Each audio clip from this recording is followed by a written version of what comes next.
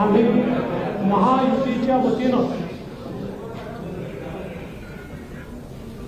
सन्माननीय राज्यपाल महोदयांना पत्र दिलेलं आहे आणि नियमानुसार राज्यामध्ये नवीन मंत्रिमंडळ स्थापन करण्याकरता आमचा दावा आम्ही पेश केलेला आहे। माननीय राज्यपालांनी आमचा दावा त्या ठिकाणी घेतल्यानंतर आम्हाला 5 तारीख संध्याकाळी 5:30 वाजता शपथविधीची वेळ नेमून दिलेली आहे। आज भारतीय जनता पार्टी, शिवसेना,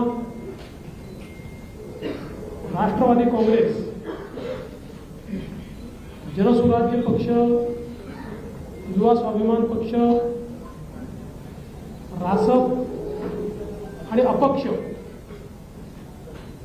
अशी एक मोठी महायुती या ठिकाणी झालेली आहे। या सगळ्यांच्या सहीचं पत्र ते आम्ही दिलेलं आहे। मी विशेष आभार मानतो आमच्या शिवसेनेचे अध्यक्ष आणि राज्याचे विद्यमान मुख्यमंत्री माननीय एकनाथराव शिंदेजींचे की त्यांनी शिवसेनेच्या वतीनं माझ्या समर्थनार्थ पत्र दिलं आणि महायुतीचा मुख्यमंत्री म्हणून माझा शपथविधी करावा अशा प्रकारची विनंती त्यांनी माननीय राज्यपालांना केली आहे। त्याचप्रमाणे राष्ट्रवादी काँग्रेसच्या वतीनं राष्ट्रवादी काँग्रेसचे अध्यक्ष आणि उपमुख्यमंत्री माननीय अजितदादा पवार यांनी देखील त्याच आशयाचं पत्र देऊन मला मुख्यमंत्री म्हणून शपथ द्यावी अशा प्रकारची विनंती केलेली आहे। आमच्या मित्रपक्षांनी देखील तशाच प्रकारची विनंती केली आहे आणि या सगळ्यांच्या विनंतीचा मान ठेवून माननीय राज्यपाल महोदयांनी आम्हाला निमंत्रित केलेलं आहे। देशाचे प्रधानमंत्री माननीय मोदीजींच्या उपस्थितीत उद्या 5:30 वाजता हा सोहळा आझाद मैदान या ठिकाणी पार पाडला जाणार आहे। तिन्ही पक्षांचे नेते आम्ही त्या ठिकाणी उपस्थित असू। साहजिक आपला प्रश्न असणार आहे की किती लोकांच्या शपथविधी होतील वगैरे, याची माहिती तुम्हाला संध्याकाळी दिली जाईल। किती लोकांचा शपथविधी होईल या संदर्भातली सगळी माहिती जी आहे ती संध्याकाळी दिली जाईल।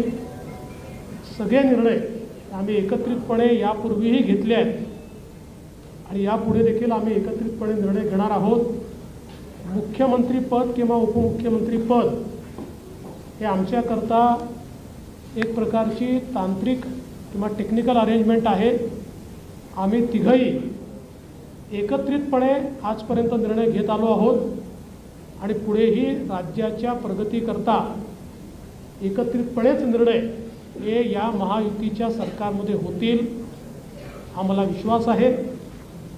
मी स्वतः काल माननीय मुख्यमंत्री एकनाथराव शिंदेजी यांना भेटून त्यांना विनंती केली की शिवसेनेच्या वतीनं त्यांनी मंत्रिमंडळात राहावं आणि मी त्यांना हे देखील सांगितलं की शिवसेनेच्या आमदारांची आणि महायुतीच्या सगळ्या आमदारांची देखील या ठिकाणी ही इच्छा आहे।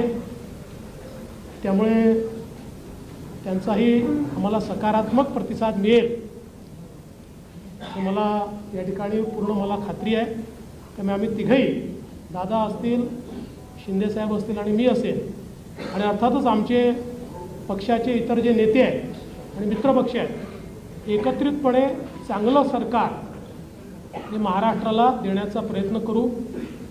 विशेषतः आम्ही जी काही आश्वासनं दिलेली आहेत ती पूर्ण करण्याकरता सर्व प्रकारचे प्रयत्न करून ती आश्वासनं आम्ही पूर्ण करू हा विश्वास या निमित्ताने मी व्यक्त करतो।